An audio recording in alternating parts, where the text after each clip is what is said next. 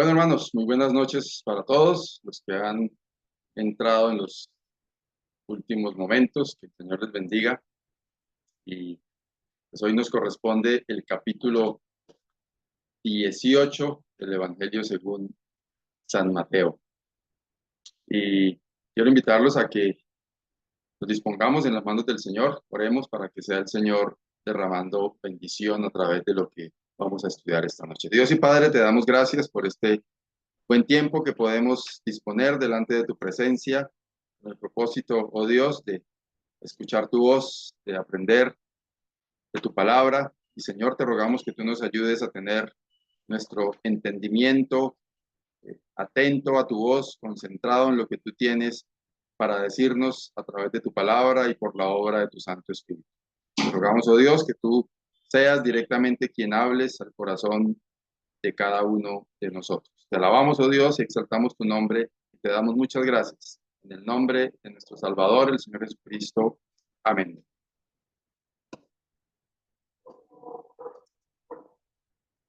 Bien, hermanos, este capítulo tiene pues varios matices en el campo de la interpretación que pues difícilmente yo voy a poder cubrirlo en toda su extensión. Quiero invitarlos, hermanos, a que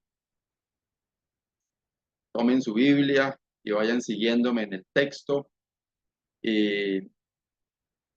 subrayen, tomen nota y permitan que sea el Señor hablando a cada uno para que su palabra haya cabida en cada uno de nosotros y tenga su efecto. Hemos encontrado a través de los capítulos que ya hemos estudiado una clara línea donde el evangelista nos muestra al Señor como rey. Y pues en el capítulo anterior vimos que la gloria de Dios se manifestó allá en el monte de la transfiguración. El Señor Jesús les anunció también que Él iba a ser entregado y que iba a resucitar, además.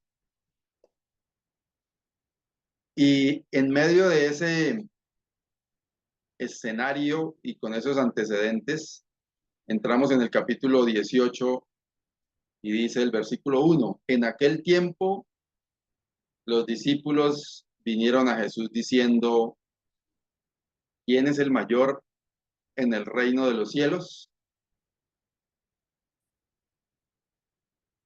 Si usted fuera el Señor Jesucristo y hace un momentico hubiera estado pues recientemente allá en el monte de la transfiguración donde se veía quién era Él,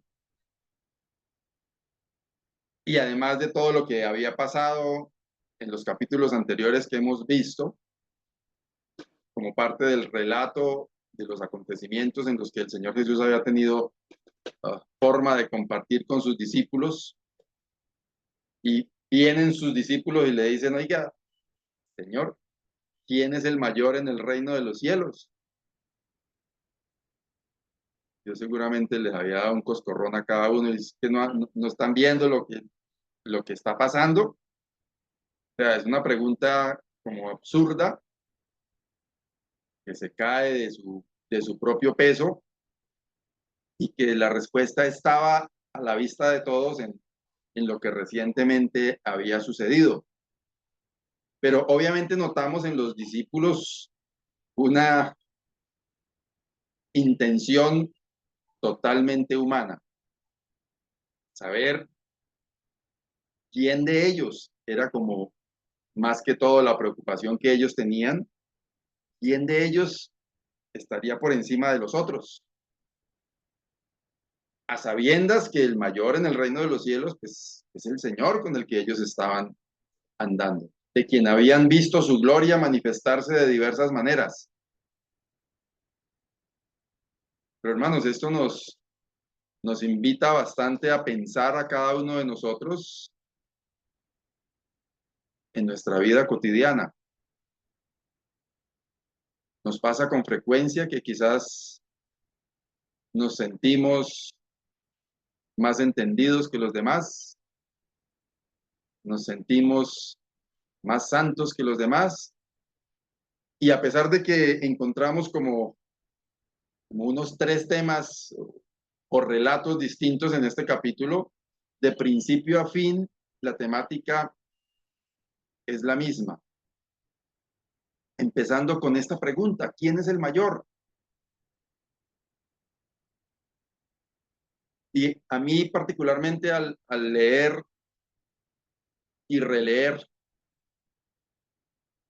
me venía esa pregunta a mí mismo. ¿Cuántas veces no, viendo yo el poder de Dios, su gloria, y no estoy quizás en la misma condición de los discípulos haciendo preguntas estúpidas, producto de la naturaleza humana de cada uno de nosotros? Y el Señor, vamos a verlo aquí, y ojalá, como decía al comienzo, que el Señor nos hable a cada uno de nosotros a través de cada línea, cada texto de este capítulo 18, porque tenemos mucho que aprender. Particularmente yo estoy aprendiendo mucho en la preparación y ahora nuevamente presentándolo y volviendo a leer el texto. Versículos 2 y 3. Responde el Señor Jesús: y llamando Jesús a un niño, lo puso en medio de ellos y dijo: de cierto os digo, que si no os volvéis y os hacéis como niños, no entraréis en el reino de los cielos. Ellos estaban preocupados, dando por hecho ya su entrada al reino de los cielos, preocupados quién sería el principal, quién sería el mayor, cómo sería el orden jerárquico. De pronto esperaban, digo, entrando en el campo de la suposición, que el Señor dijera: bueno, allá, pues ustedes cada uno va a tener una jerarquía, ustedes cada uno en los cielos va a tener cada uno un espacio principal.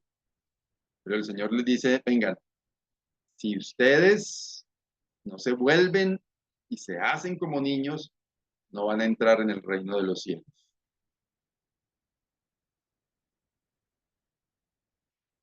Y aquí, pues ahí, en ese campo de la interpretación, mucho por decir. Es decir, el niño puesto allí como un ejemplo, sabemos del carácter de un niño, de su forma de ser, de que está dispuesto siempre a aprender y en todo momento está aprendiendo, eh, en sumisión, aunque los de hoy día no son tan sumisos, vienen con el chip de la rebeldía activado, pero igual están bajo autoridad siempre, creen en su inocencia, lo que un adulto les dice.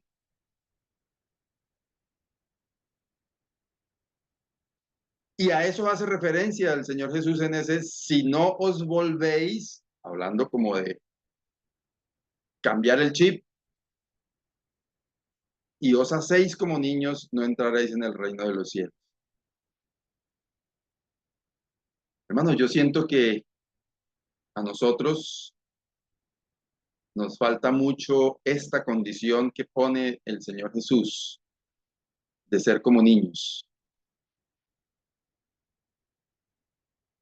El adulto suele ser prepotente, orgulloso. En cambio, un niño no tanto. Fácilmente a un niño, en medio de una discordia, después de que llora y de pronto patalea, al momentico se le ve de nuevo con su grupito divirtiéndose y olvidándose de todo lo que ha pasado. A nosotros nos falta mucho de ese volvernos y hacernos como niños. Y quizás, como vamos a seguir viendo en adelante, esa era la enseñanza que el Señor Jesús, poniendo a aquel niño allí en medio de ellos como ejemplo, quería darles a sus discípulos y por extensión a nosotros también. Sigue diciendo versículos 4 y 5. Así que cualquiera que se humille como este niño, ese es el mayor en el reino de los cielos. Y cualquiera que reciba en mi nombre a un niño como este, a mí me recibe. Y empieza aquí dando esas características necesarias de un creyente, de uno que quiere posicionarse, por decirlo de alguna manera, en el reino de los cielos. Hemos dicho desde el comienzo del estudio de este Evangelio según San Mateo, que estaban esperando a un hombre, fuera quizás un guerrero, un conquistador, esperando a ese Mesías, y desde que empieza su ministerio, el Señor Jesús da muestras de que lo que Él viene a enseñar no tiene nada que ver con lo que la gente tiene en su mente, que es Él. Y hermanos, esta palabra, humillarse, yo creo que para ninguno de quienes estamos aquí nos suena fácil de cumplir.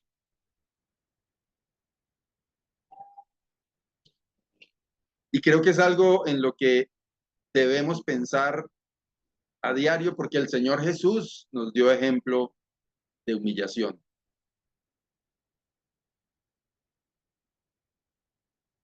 Al final vamos a ver un relato que tiene que ver con el contraste entre lo que nosotros recibimos y muchas veces lo que nosotros damos.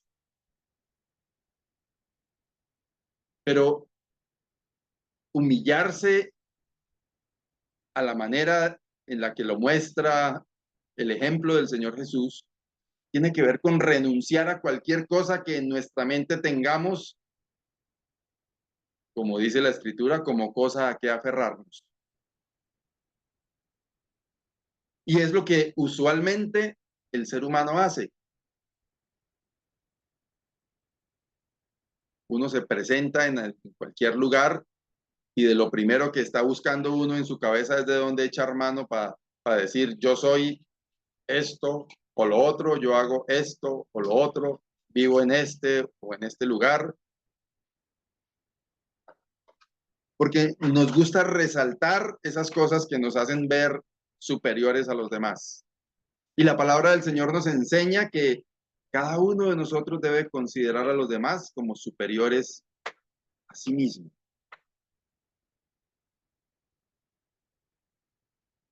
Y el Señor Jesús está diciendo, cualquiera que se humille como este niño, ese es el mayor en el reino de los cielos. Entonces, ese es el reto que el Señor les está poniendo a sus discípulos ante esa pregunta. Ellos dicen, venga, ¿cómo vamos ahí? ¿Cómo es la cosa? ¿Cómo nos va a poner ahí jerárquicamente allá? O sea, nosotros estamos aquí cerca de usted y le hemos seguido, entonces, ¿cómo es? Lo que el Señor Jesús les dice es, cualquiera que se humille como este niño, ese es el mayor en el reino de los cielos. Puse como título al estudio de esta noche, el orden en el reino de los cielos. Y creo que es algo que cada día nosotros debemos alimentar nuestra mente con esa idea, como lo hemos estado viendo desde el Sermón del Monte. La vida cristiana, la vida en Cristo, el hecho de ser cristianos, tiene que ser algo radicalmente opuesto a lo que nuestra misma mente quiere decirnos. Nos apoyamos en lo que tenemos, nos apoyamos en lo que podemos resaltar para mirar por encima del hombro a los demás, pero a la manera de Dios, en el orden de Dios, cualquiera que se humille, ese es el mayor en el reino de los cielos. O sea, como quien dice, la respuesta para sus discípulos es, ¿quieren tener el primer lugar? Bájense del pedestal y humíllense. Y en eso mismo tenemos que pensar cada uno de nosotros. ¿De qué manera estoy viviendo yo como el Señor quiere? ¿De qué manera estoy yo siendo realmente agradable al Señor en la vida que llevo? ¿Estoy interesado en tener una posición como los discípulos parecía ser que estaban buscando? El Señor me dice, humíllese, y esa no es que si me humillo entonces voy a tener el título que yo quiero y la corona que yo quiero, no. Ese es el orden de Dios. El que se humilla delante de Dios tiene un lugar especial delante de Dios.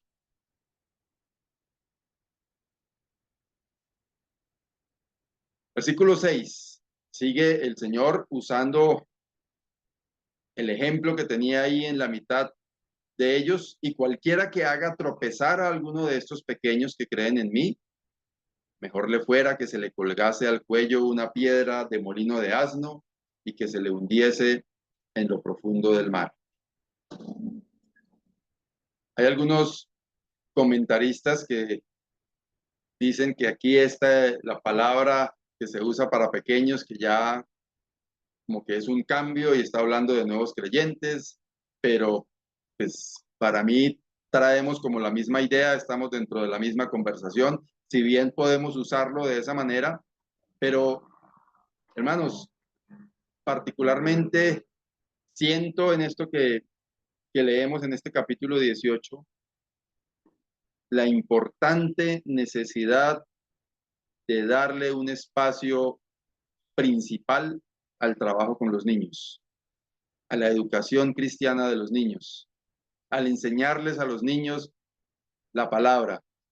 Hemos dicho en algunos espacios que a veces usamos el tiempo con los niños como entretenerles mientras los adultos hacen cosas importantes, distraerlos para que no molesten en la reunión, y entonces tenemos allí unos espacios para atenderles a los niños, pero el Señor Jesús está dándoles a ellos, a los niños, y usando ese ejemplo para llamar nuestra atención en cuanto a lo importante que es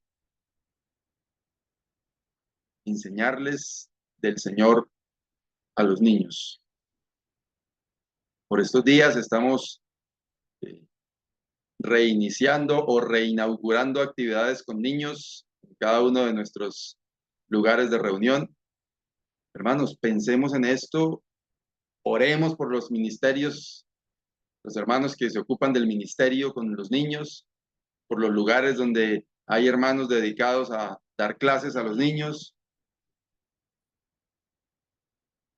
los hermanos que están trabajando en colegios, en el país, llevando el mensaje del Evangelio en los colegios. De hecho, hay un paréntesis, un motivo para orar el trabajo que se hace en el norte desde hace bastante tiempo, en, en el colegio del norte. Cambiaron el rector y ya solicitaron una carta para esa autorización, y ya el rector dijo que tenía que llevar esa carta al Ministerio de Educación para ver si se aprueba ese trabajo que se está haciendo. Sabemos que eso está en las manos del Señor, pero hermanos, es bien importante que todos tengamos en nuestra mente permanentemente para orar por eso, y no solamente para orar, para también buscar la manera en la que podemos o podamos apoyar el ministerio con los niños. delicado la forma en la que nos lo presenta el Señor Jesús mismo aquí en sus palabras. Claro que no es incitando o invitando a que el que cometa alguna equivocación o tenga algún mal comportamiento con un niño que vaya y busque cómo quitarse la vida. No se trata de eso, sino por eso decía en el comienzo que hay varias cositas aquí en el relato que pues la interpretación hay que mirarla con mucho cuidado. Pero es tan delicado el asunto que el Señor lo pone de esta manera en que leemos aquí en el versículo 6. Versículo 7. Ay del mundo por los tropiezos, porque es necesario que vengan tropiezos. Pero ay de aquel hombre por quien viene el tropiezo. Y aquí, hermanos, lo podemos decir en el sentido general. ¿Cuántas veces nosotros no hemos sido tropiezo para alguien? Por una mala actitud, por un mal comentario, por algo que hicimos mal, mal comportamiento, pecado, mal ejemplo.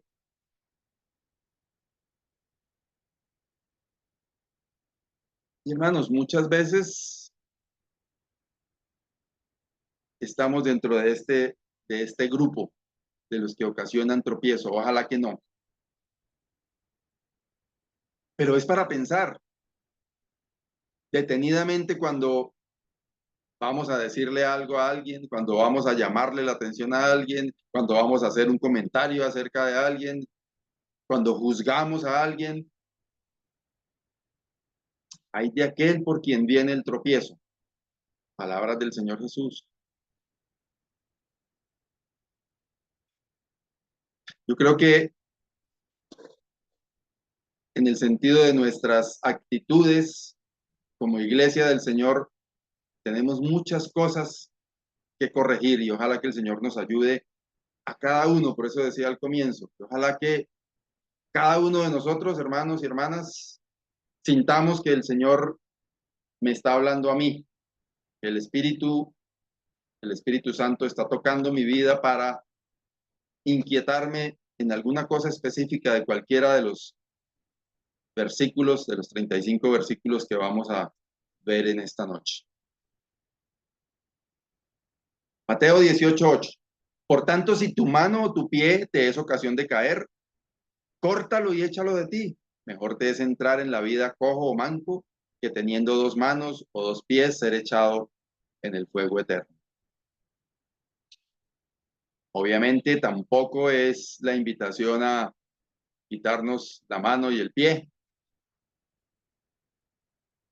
Más bien, la forma en la que el Señor mismo con sus palabras llama nuestra atención para cortar de raíz la fuente del mal. Podríamos interpretar aquí al hablar la mano o el pie como nuestros actos, como nuestras acciones. Y de hecho pensar en esa, si se quiere, analogía de que es mejor entrar sin manos y sin pies que teniendo las dos manos y los dos pies ser echado en el fuego eterno.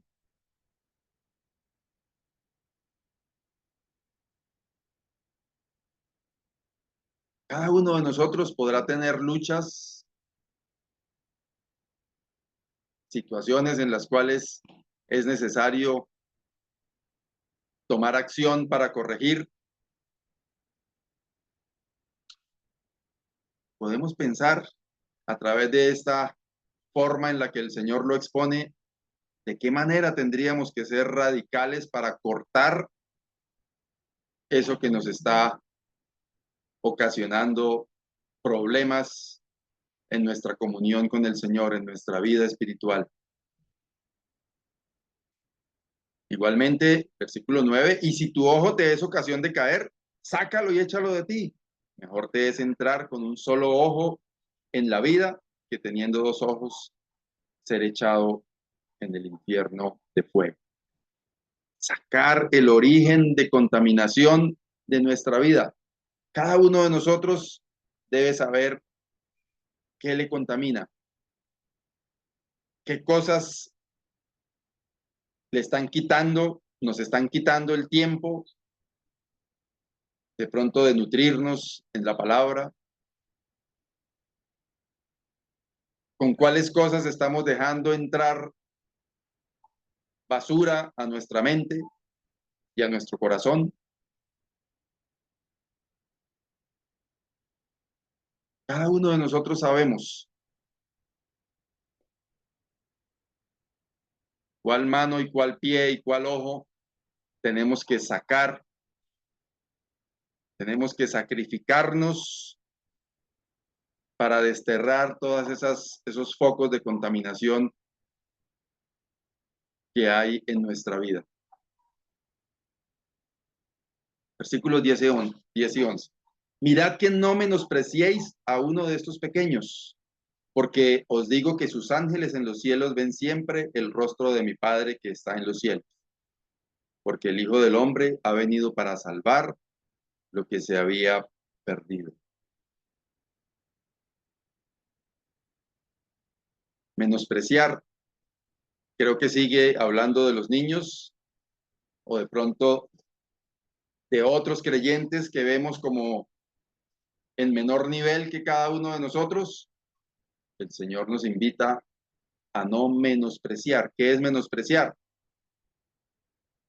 Ponerle un menos precio, menos valor a la otra persona que el que verdaderamente tiene. Y de hecho el Señor Jesús está usando el ejemplo de ese niño, dándole una valía principal y dicen, cuidado con ponerle menos precio a uno de estos pequeños. O puede ser también a un nuevo creyente, a otra persona. Y hace aquí una exposición de un sentido espiritual de esa persona. Dice, porque os digo que sus ángeles en los cielos ven siempre el rostro de mi Padre que está en los cielos. Hermanos, delante de Dios, cada uno de nosotros tiene el mismo valor. Y a veces nosotros ponemos valores especiales a personas alrededor nuestro y valores inferiores a algunas personas. Y de acuerdo a ese valor que nosotros le damos a las personas, así les tratamos. Y el Señor nos está diciendo, cuidado con menospreciar, en este caso, a uno de estos pequeños. Final del versículo 11, porque el Hijo del Hombre ha venido para salvar lo que se había perdido. Si el Señor Jesús vino a salvar lo que se había perdido, ¿por qué usted y yo nos empeñamos en condenar personas y en juzgar personas y en señalar personas? ¿Por qué le damos usted y yo menos precio a las personas que Dios y el Señor Jesucristo con su obra en la cruz les dio o nos dio a cada uno de nosotros, más bien? Tengamos en cuenta esto, hermanos. El Señor vino a salvar lo que estaba perdido. Y usted y yo estuvimos en esa condición y por la gracia de Dios hoy podemos decir que somos salvos y somos hijos de Dios. Pero eso no nos habilita a ninguno de nosotros para ponerle menos precio a otra persona. Porque el Hijo del Hombre ha venido para salvar lo que se había perdido. Y si Él vino para eso, ¿quién es usted, mi querido hermano, mi querida hermana? ¿Quién soy yo para señalar y acusar y juzgar y condenar?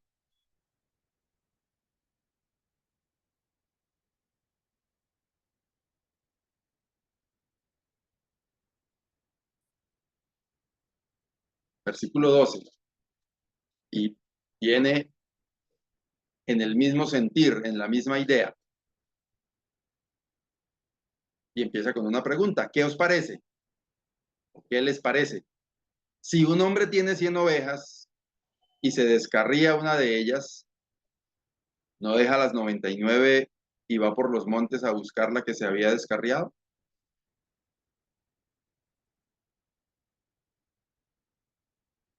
Un pastor responsable, un cuidador de ovejas responsable, le dedica tiempo especial a aquella ovejita rebelde. Encontramos en varios de los capítulos que hemos estudiado hasta hoy que el Señor tuvo compasión de las multitudes que se acercaban a escucharle hablar. No sé si recuerdan, un par de veces aparece ese texto diciéndolo de esa manera. Y compasión en este sentido es de ver esa ovejita que de pronto tiene un carácter rebelde, que es toda loquita y que se va y se aparta del grupo.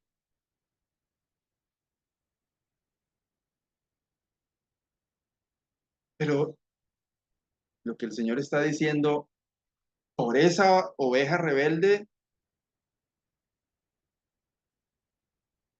el buen pastor o la persona que tiene sus 100 ovejas, va y busca esa que se fue, esa que se descarrió, esa que se apartó del camino, esa que está andando mal. Un ejemplo de compasión. ¿Cuánta compasión nos falta a nosotros? Y lo digo no juzgándolos a ustedes, sino juzgándome yo mismo. Llegamos al Señor y entonces creemos que estamos ya en un nivel que nos da derecho a mirar por encima del hombro a los demás. ¿Cuánta compasión necesitamos? Versículos 13 y 14. Y si acontece que la encuentra, de cierto os digo que se regocija más por aquella que por las 99 que no se descarriaron. Así, no es la voluntad de vuestro Padre que está en los cielos que se pierda uno de estos pequeños.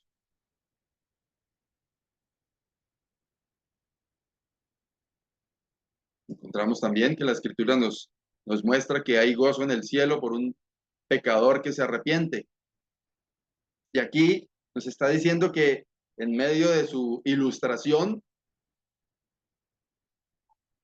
aquel hombre que tiene 100 ovejas, que se le ha extraviado una, que se le ha descarriado una, que se le ha volado una rebelde, se va y dice que cuando la encuentra se regocija más por aquella que por las 99 que no se descarriaron. Y esto es para resaltar, hermanos, que no es la voluntad de Dios que haya almas que se pierdan.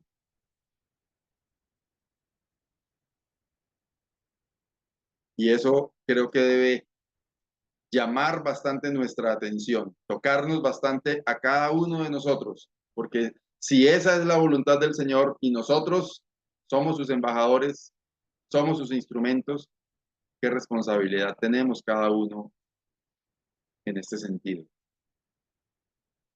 Versículos 15 y 16. Por tanto, si tu hermano peca contra ti, ve y repréndele estando tú y él solos. Si te oyere, has ganado a tu hermano. Mas si no te oyere, toma aún contigo a uno o dos, para que en boca de dos o tres testigos conste toda palabra. Pareciera que esto es otro tema, pero me parece interesante el relato que viene de las ovejas, de la ovejita rebelde que se fue, que se descarrió, del hombre que va y la busca y la trae, y el Señor dice que ese hombre le da más gozo de su ovejita que encontró que de las 99 que tiene ahí encorraladas. Pero después dice, miren, eso es tan así, porque dice, por tanto, es un conector con la idea anterior. si tu hermano peca contra ti, lo volvemos a leer, si tu hermano peca contra ti, ve y repréndele estando tú y él solos. Si te oyere, has ganado a tu hermano. ¿De qué se trata entonces? ¿De aplastarlo, humillarlo y hacerle sentir que yo tenía la razón, que me ofendió, que no era como él decía, sino era como yo decía? Se trata de ganarle. Se trata de restaurar. Se trata de ser el instrumento para contribuir con que esa ovejita que se apartó vuelva al redil. Y por eso encontramos antes de eso el ejemplo del Señor Jesús diciendo, cualquiera que se humille como este niño, porque, hermanos, no es fácil cuando alguien nos ofende o nos hace alguna cosa terrible, ir a buscarle con el propósito de ganarle. Cuando alguien nos hace algo malo, lo único que queremos es lo peor para esa persona, que le pase lo más malo, humanamente hablando.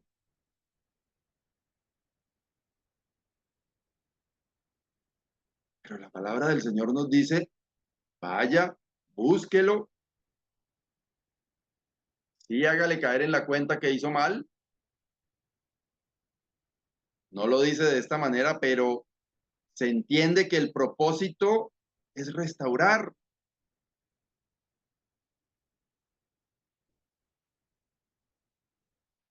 Y no como ir y cumplir, ya, yo ya fui y hablé con él, no pasó nada, no me quiso escuchar, de malas él. No, sigue diciendo, mas si no te oyere, toma un contigo a uno o dos, para que en boca de dos o tres testigos conste toda palabra. El propósito es ganar al hermano.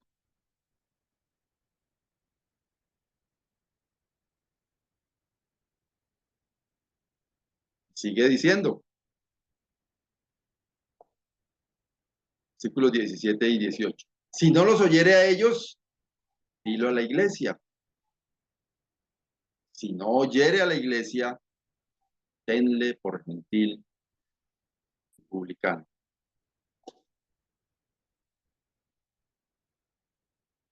Hermanos, notamos aquí que el propósito en todo el proceso en ningún momento es destruir. Ya en este punto dice, y si no oyere a la iglesia, ya se ha tratado en varias instancias, y de pronto la persona es rebelde y no quiere atender y no quiere, pero siempre con la intención mía de restaurar, como quien dice, de hacer las paces, de buscar un acuerdo, de buscar un arreglo. Dice, si no oyere al final ni a la iglesia, tenle por gentil y publicano.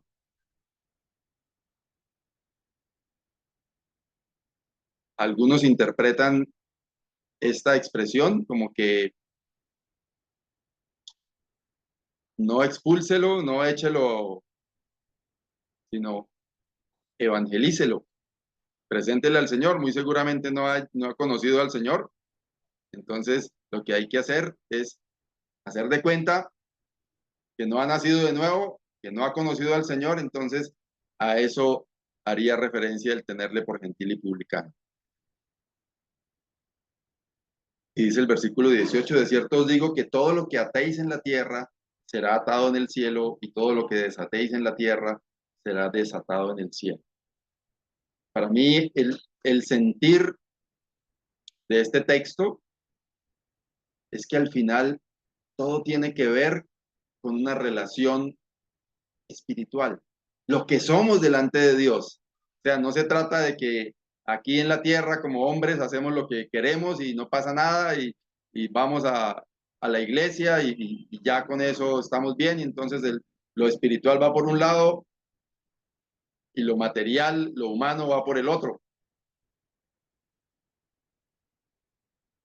Esa relación que tenemos entre nosotros tiene que ver con el deseo del Señor de que nosotros seamos de un mismo sentir, de que nos amemos los unos a los otros, de que manifestemos el amor de Dios que ha sido derramado en nuestros corazones.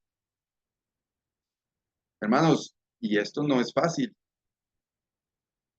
O sea, decirlo puede ser muy fácil, pero aplicar todas estas enseñanzas del Señor Jesús, poniéndose Él como ejemplo, que Él se humilló,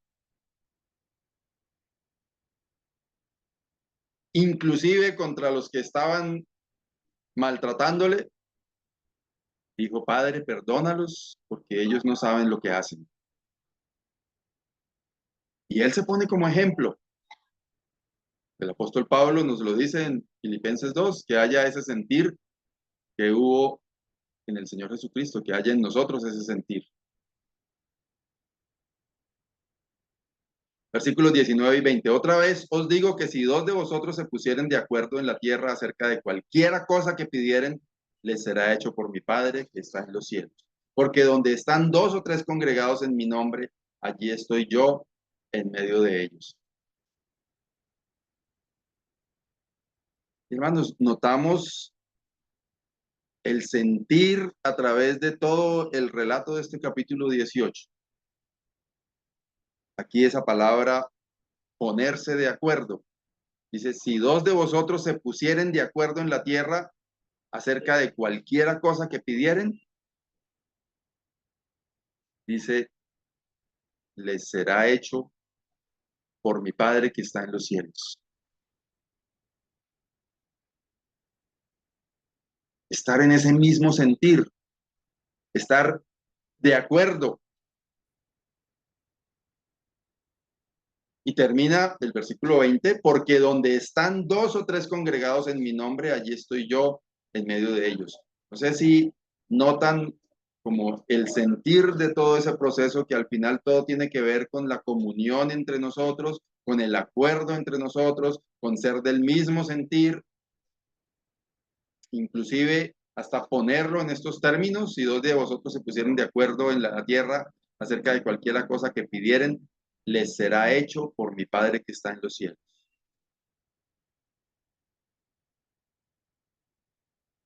Qué tan importante que es la unidad delante del Señor, realmente unánimes en el mismo sentir. Y estando en medio de todo ese relato, habiendo preguntado que quién sería el mayor, habiéndoles el Señor Jesús dicho que tenían que humillarse, entonces el famoso Pedro se le acerca y le dice, Señor, ¿cuántas veces perdonaré a mi hermano que peque contra mí? Y se adelanta la respuesta así en medio de su temperamento impulsivo y como para decir, yo sé, hasta 7, ¿cierto? Y Jesús le dijo, no te digo hasta 7, sino aún hasta 70 veces 7. Hay algunos que asocian los números dándoles diferentes tipos de interpretación, pero básicamente tendríamos que decir que la expresión deja ver como un perdón sin límite,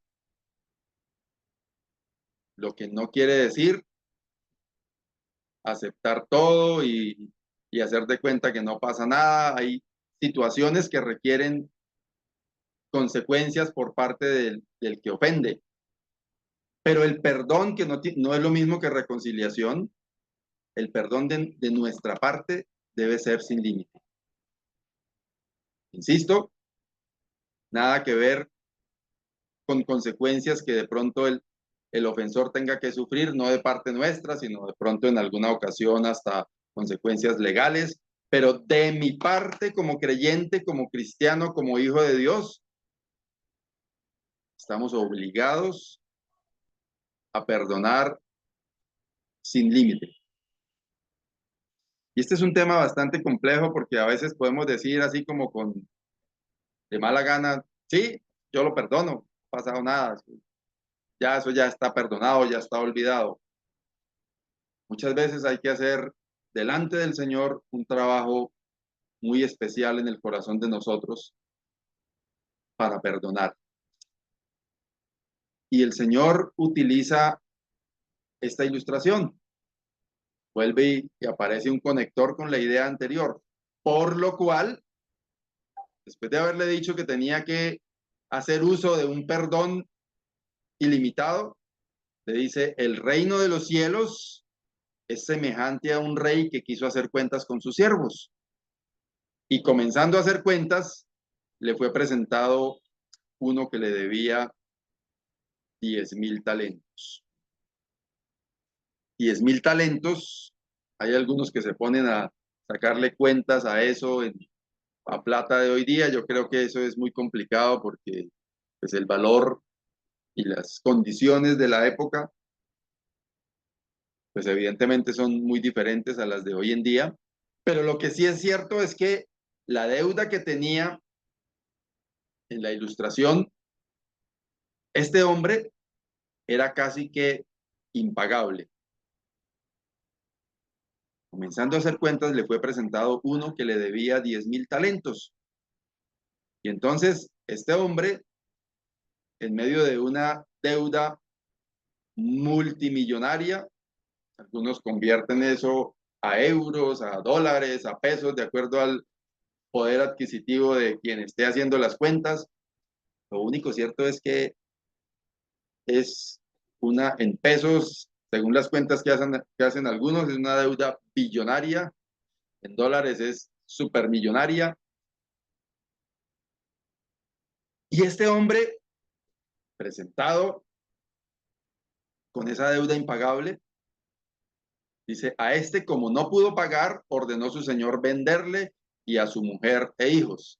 A quien le pueda como caer mal este relato por hablar de vender personas, pues era lo que se acostumbraba en la época. Aquí podríamos decir hoy día que lo embargaron, que le secuestraron las propiedades o alguna cosa así, pero pues en la época era lo que se usaba.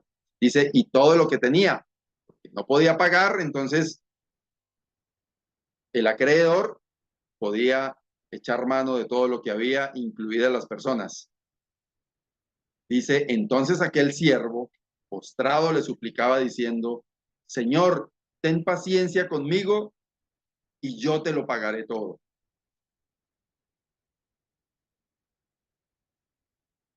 El señor de aquel siervo, movido a misericordia, le soltó y le perdonó la deuda. Hagamos de cuenta que tenemos una deuda con un banco equivalente a un par de casas y una finca y nos cogen del cuello a apretarnos, a decirnos o paga y entonces nos ponemos a llorar y decimos, no tenga misericordia de mí, yo no tengo, no puedo, mire que es que no tengo.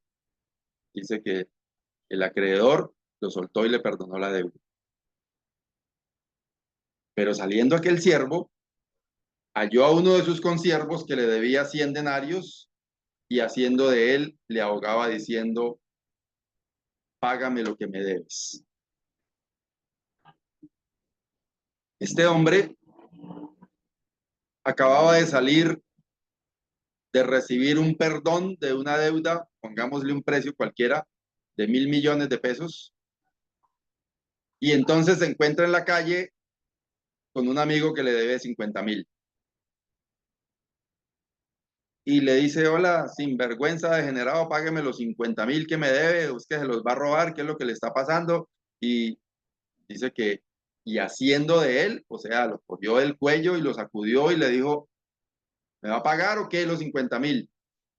Acabando de salir de ser perdonado por una deuda multimillonaria. Entonces su consiervo, postrándose a sus pies, le rogaba diciendo: ten paciencia conmigo y yo te lo pagaré todo. Lo mismo que le dijo a su señor. Mas él no quiso, sino fue y le echó en la cárcel hasta que pagase la deuda.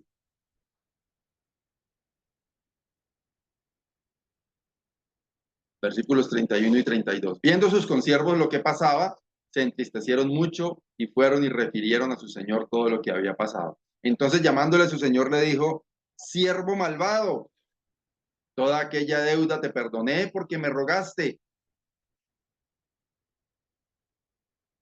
Y hermanos, recordemos el pensamiento que traemos de antes, hablando del perdón. Y esta ilustración es asociada directamente con la necesidad de perdonar. Y entonces, la ilustración que el Señor utiliza es una persona que debe una cantidad de dinero impagable, se le perdona y sale y se encuentra con alguien que le debe una chichigua y lo aprieta y lo manda a la cárcel para que le pague todo lo que le debe. Y hermanos, recuerden también que Pedro había preguntado cuántas veces tenía que perdonar. Es la asociación que el Señor Jesucristo quiere hacernos a cada uno de nosotros en relación con el perdón. Usted y yo hemos sido perdonados de una deuda impagable. Y usted se está encontrando con el que le debe 20,000 pesos y el Señor le dice: siervo malvado, te perdoné toda aquella deuda porque me rogaste.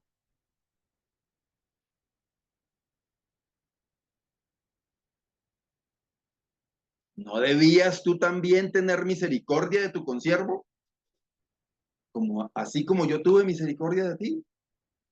Entonces su señor, enojado, le entregó a los verdugos hasta que pagase todo lo que debía.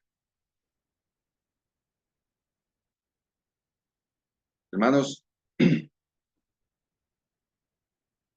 tenemos que presentarnos delante del Señor, humillarnos delante del Señor y reconocer hasta dónde cada uno de nosotros ha fallado en cualquiera que sean las circunstancias que cada uno tiene. Yo creo que la mayoría de nosotros, por no decir que todos, tiene a su alrededor personas que le han hecho daño de una u otra manera. Tiene a su alrededor personas que le han ofendido de una u otra manera. Tiene a su alrededor personas a las que les cuesta trabajo de pronto, como decimos coloquialmente, pasar. Pero el Señor, usando este ejemplo, nos está recordando esa deuda que ha sido perdonada para cada uno de nosotros y que nos obliga, que el Señor se lo dice o lo dice así en su ilustración, nos obliga a tener misericordia con los consiervos, es decir, con las personas que están alrededor nuestro. Y hablando específicamente en relación con el perdón. Ojalá que el Señor nos ayude. El versículo 35 dice: así también mi Padre Celestial hará con vosotros si no perdonáis de todo corazón cada uno a su hermano sus ofensas. Obviamente no estamos hablando de reversar el perdón de nuestros pecados. Creo que tiene más que ver con consecuencias que muchas veces tenemos en nuestra vida relacionadas con la ausencia de perdón. Siempre cuando hablamos de perdón, generalmente lo hemos hecho en estudios con parejas. Destacamos que el primer beneficiado al perdonar es la persona que perdona. El primero que recibe un beneficio por perdonar es el que perdona.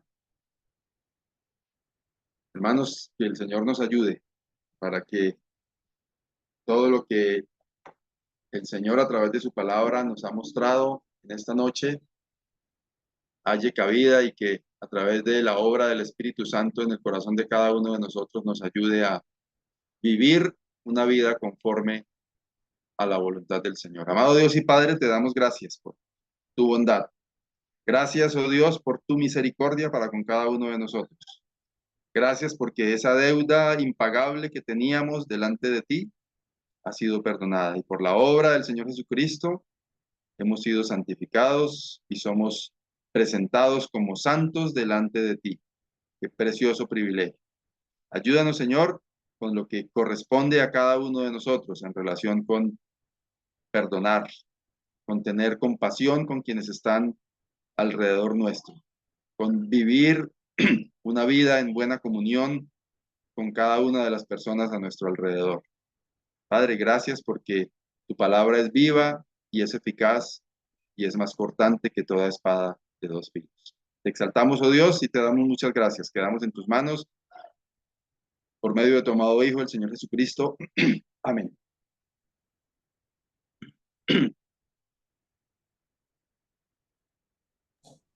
Bien, hermanos. Gracias, hermanos. El Señor les bendiga.